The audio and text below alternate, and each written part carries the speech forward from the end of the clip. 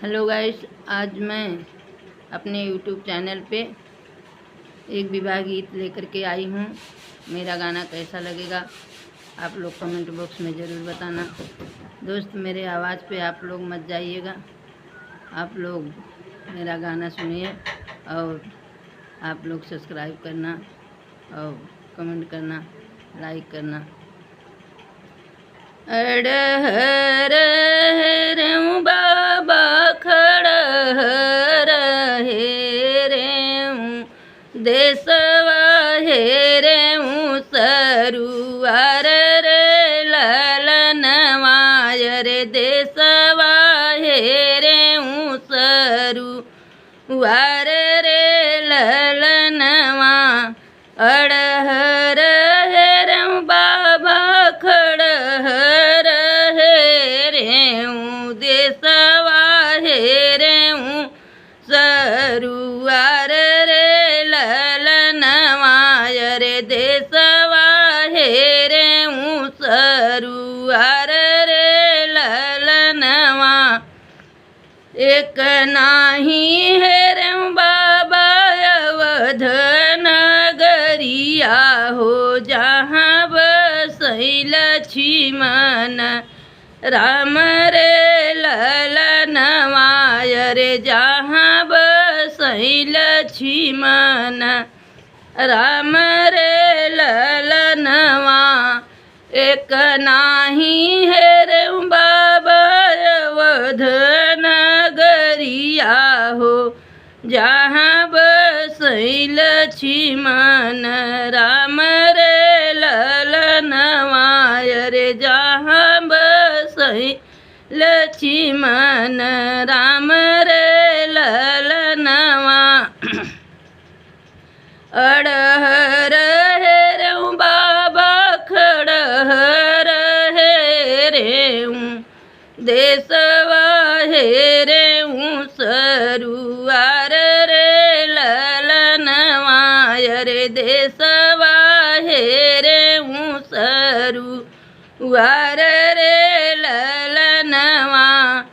जहाँ बसैल लक्ष्मण राम रे ललनवाय रे, जहाँ बसैल लक्ष्मण राम रे ललनवा।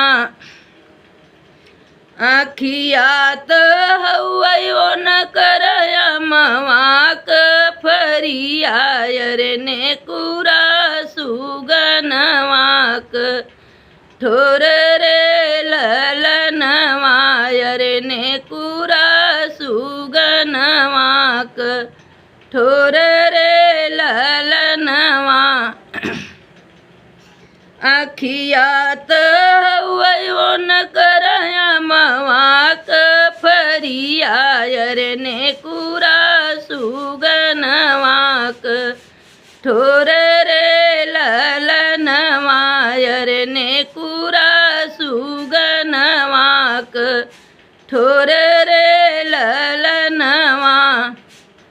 दंतवात हवयो न करती सियाक दनवाय रे, ओठवा जे कतरल पान रे ललनवाय रे, ओठवा कतरल पान रे ललनवा। दंतवात हवयो न करती सियाक दनवाय रे, ओठवात कतरल पान रे ललनवाय रे, ओठवात कतरल पान रे ललनवा।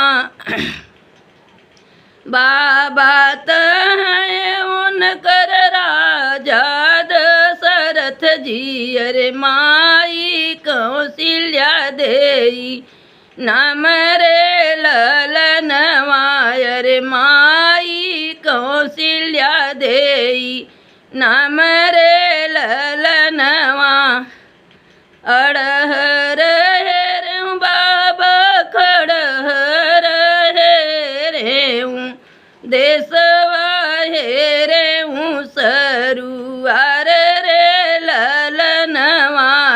દેશવા હે રે હું સરું વાર રે લલ